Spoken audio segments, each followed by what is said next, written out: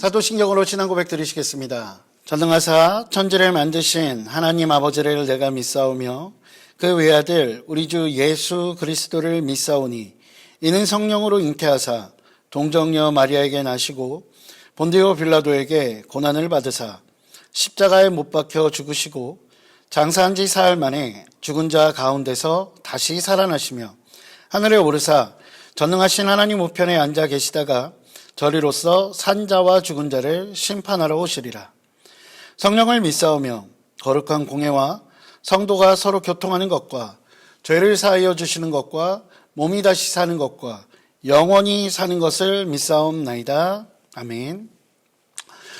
할렐루야. 오늘 함께 은혜 나누실 말씀은 사도행전 1장 12절부터 14절까지의 말씀입니다. 사도행전 1장 12절부터 14절까지의 말씀입니다. 제가 가지고 있는 신약성경 187면에 있습니다. 사도행전 1장 12절부터 14절 말씀을 다 찾으신 줄 알고 제가 봉독해 올리도록 하겠습니다.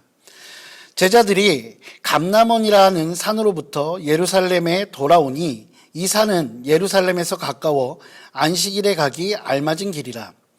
들어가 그들이 유하는 다락방으로 올라가니 베드로, 요한, 야고보, 안드레와 빌립, 도마와 바돌로메, 마테와 및 알페오의 아들 야고보, 셀롯인 시몬, 야고보의 아들 유다가 다 거기에 있어 여자들과 예수의 어머니 마리아와 예수의 아우들과 더불어 마음을 같이하여 오로지 기도에 힘쓰더라. 아멘.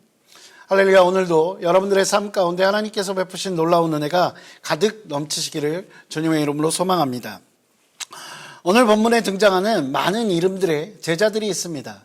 그 제자들 그리고 예수님을 따르던 사람들은 참으로 답답한 상황 가운데 처해져 있었습니다. 그들이 처해져 있는 상황은 우리가 생각하는 것보다 훨씬 더 암담할 수 있겠다라고 우리는 미루어 짐작할 수 있습니다. 왜냐하면 본인들이 그토록 따랐던 예수님께서 이제 3년이라는 함께했던 그 시간들을 다 뒤로하고 하늘로 올라가신 상태입니다. 계속해서 그들을 이끌어 주시고 인도해 주시던 예수 그리스도께서 이제는 그들 곁에 없다라는 것입니다. 더욱이 그들 주변에는 예수님만 안 계신 것뿐만 아니라 예수님을 적대하던 세력들이 가득 쌓여 있었습니다. 그리고 그들을 불을 켜고 찾아 헤매는 많은 사람들이 그들 앞에 있었을 것입니다. 그렇기에 제자들에게는 참으로 어려운 상황 가운데 처해질 수밖에 없는 것입니다. 더욱이 하늘로 올라가셨던 예수님께서 그 제자들에게 너네들 앞으로 이렇게 살아야 돼 라는 어떻게 보면 구체적인 지침도 없이 예수님께서 오직 내 증인이 되리라 라는 약속과 성령을 기다리라 라는 그 명령만을 내리시고 예수님께서는 올라가셨기에 그들에게 남아있는 것은 정말 아무것도 없었을 것입니다. 그렇기에 그들은 무엇을 해야 할지 어떻게 해야 할지 정말로 답답한 상황들이었을 것입니다. 그런데 무엇을 해야 할지 어떻게 해야 할지 모르는 그 순간에 예수님의 제자들은 무엇을 했을까요? 그들은 모여서 기도하기 시작했습니다. 오늘 본문 13절과 14절을 보면 들어가 그들이 유하는 다락방으로 올라가니 베드로, 요한, 야고보, 안드레와 빌립, 도마와 바돌로메, 마테와 및 알페오의 아들 야고보, 셀롯인 시몬, 야고보의 아들 유다가 다 거기 있어 여자들과 예수의 어머니 마리아와 예수의 아우들과 더불어 마음을 같이하여 오로지 기도에 힘쓰더라 라고 기록되어 있습니다. 그들은 모였습니다. 그리고 그들의 마음을 다 합했습니다. 연합하여 그들은 하나님의 응답이 올 때까지 인내하며 기다리며 그들은 기도하기에 전혀 힘썼다라고 본문은 우리에게 가르쳐주고 있습니다. 사랑하는 성도 여러분, 이것은 매우 중요합니다. 기도는 하나님께서 역사하시는 방법이기 때문입니다. 얼마 전 한 선배 목사님과 그런 이야기를 했습니다. 독일에서 신학을 공부하고 우리나라에 와서 사역을 하는 사람들이 굉장히 많이 힘들어하고 적응하기 힘들어한다는 것입니다. 왜냐하면 가장 현대 신학이라고 할 수 있는 그 독일, 선진 신학이라고 할 수 있는 그 독일에서 신학을 공부했음에도 불구하고 그들이 기도의 방법을 잃어버렸다는 것입니다. 기도할 줄 모르고 기도와 그 기도의 능력을 기대할 줄 모른다는 것입니다. 그저 5분, 10분도 더 이상 기도하지 못하는 그런 상황이라고 이야기를 들었습니다. 그런데 이것이 우리나라도 마찬가지라는 생각이 들 때가 있습니다. 많은 현대 교회들이 기도의 능력을 잃어버린 것입니다. 문제가 생기거나 어려운 일이 닥쳐왔을 때 하나님의 방법보다는 인간의 방법을 찾을 때가 참 많다라는 생각을 해봅니다. 그러나 오늘 본문에 등장하는 예수님의 제자들은 우리들 현대인들처럼 저명한 학자를 불러서 세미나를 열거나 설문조사를 통해서 여론을 수렴하고 있지는 않습니다.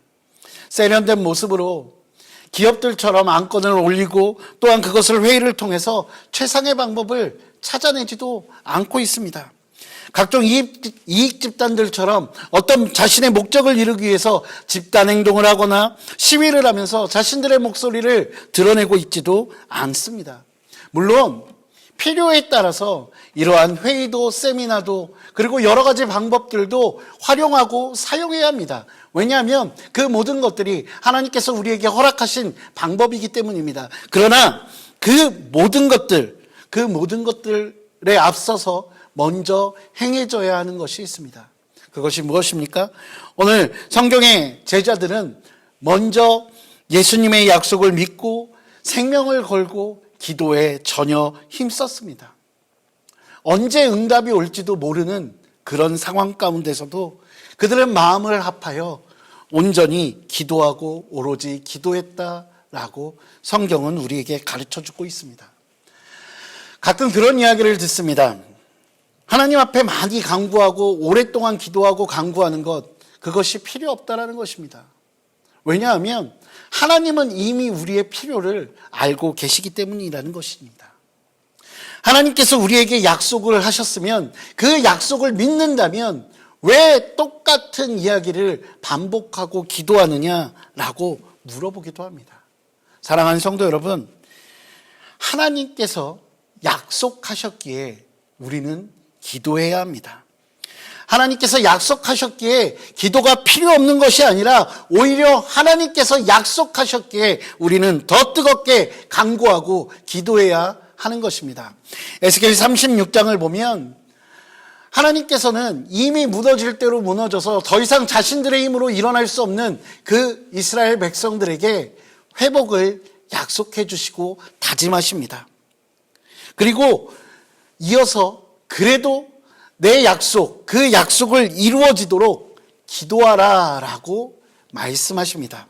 에스겔 36장 36절과 37절을 한번 읽어보겠습니다. 에스겔 36장 36절과 37절입니다. 너희 사방에 남은 이방 사람이 나 야훼가 무너진 곳을 건축하며 황폐한 자리에 심은 줄을 알리라. 나 야훼가 말하였으니 이루리라. 하나님의 약속입니다. 그런데 그 이어서 37절에 주 야훼께서 이같이 말씀하셨느니라. 그래도 이스라엘 족속이 이같이 자기들에게 이루어 주기를 내게 구하여야 할지라. 내가 그들의 수요를 양떼같이 많아지게 하되. 아멘. 하나님께서는 왜 약속을 하시고도 그 약속이 이루어지도록 기도하라고 하셨을까요? 어차피 이루어 주실 그 약속이라면 그냥 이루어 주시면 안 되는 것일까요? 우리를 더 힘들게 하기 위해서 하나님께서는 우리를 귀찮게 하기 위해서 하나님께서 우리에게 기도하라고 하시는 것일까요? 그렇지는 않을 것입니다. 사랑하는 성도 여러분, 기도는 하나님의 자녀가 하나님과 바른 관계를 맺기 위한 최소한의 요구인 것입니다. 그리고 하나님께서는 하나님과 바른 관계 안에 거하는 이들에게 하나님의 은혜를 베풀어 주시는 것입니다. 사랑하는 성도 여러분, 때로는 우리는 기도가 문제의 해결책이라고만 생각할 때가 있는 것 같습니다. 구하고 찾고 두드리는 이유, 그 이유는 우리가 무엇인가를 얻기 위해서 또는 찾기 위해서 닫혀진 문을 열기 위해서라고 생각합니다. 그러나 그것만이 아닙니다. 하나님의 뜻에 순종하며 나아가기 위해서 구하고 찾고 두드리는 것입니다. 최고의 기도, 그것은 하나님의 뜻을 깨닫고 그 뜻에 순종하며 응답을 받는 것입니다. 오늘 본문의 제자들의 기도는 간절하게 하나님께 무엇인가 요청하고 무엇인가 요구하고 있는 것이 아닙니다. 하나님의 약속, 예수 그리스도의 약속을 소망하며 하나님의 뜻이 무엇인지를 구하고 있는 것입니다. 우리의 삶에 필요한 것이 무엇인지 하나님 아시오니, 하나님 내가 구해야 할 것이 무엇인지 알게 해달라고 기도하고 또한 그 뜻에 합당하게 기도하며 간구하는 것, 그것이 바로 기도라는 것, 그것을 잊지 않으시기를 주님의 이름으로 축원드립니다. 하나님의 뜻을 구하고 내 생각이 아닌 하나님의 뜻에 순종하겠다는 그 고백, 그 고백을 하는 기도의 사람, 그 기도의 사람이 되는 저와 여러분 되시기를 주님의 이름으로 축원드립니다. 기도하겠습니다. 사랑과 은혜가 풍성하신 아버지 하나님, 주님 감사합니다. 우리는 날마다 연약하여 하나님께 많은 것을 구하며 살아갑니다. 하지만 하나님, 그 구하며 살아가는 것이 내 뜻대로 구하는 것이 아니라 하나님께서 나에게 원하시는 것, 또한 하나님께서 베풀기 원하시는 것, 하나님께서 허락하시기 원하시는 것이 무엇인지 구하고 하나님의 뜻에 순종하는 그런 모습으로 나아가는 기도가 될 수 있도록 주께서 인도하여 주시옵소서. 하나님, 때로는 우리의 기도와 간구와 다른 하나님의 뜻을 대할 때가 있습니다. 하지만 그것에도 감사할 수 있는 우리들 되게 하여 주시고, 또한 앞이 보이지 않고 답이 보이지 않는 상황 가운데서도 인내하며 하나님의 뜻을 소망하는 우리 귀한 믿음의 권속들 될 수 있도록 주께서 인도하여 주시옵소서. 주님 감사합니다. 이 모든 말씀 우리 주 예수 그리스도 이름으로 기도합니다. 아멘. 하늘에 계신 우리 아버지여, 이름이 거룩히 여김을 받으시오며 나라가 임하시오며 뜻이 하늘에서 이루어진 것 같이 땅에서도 이루어지이다. 오늘 우리에게 일용할 양식을 주시옵고 우리가 우리에게 죄 지은 자를 사하여 준 것 같이 우리 죄를 사하여 주시옵고 우리를 시험에 들게 하지 마시옵고 다만 악에서 구하시옵소서. 나라와 권세와 영광이 아버지께 영원히 있사옵나이다. 아멘.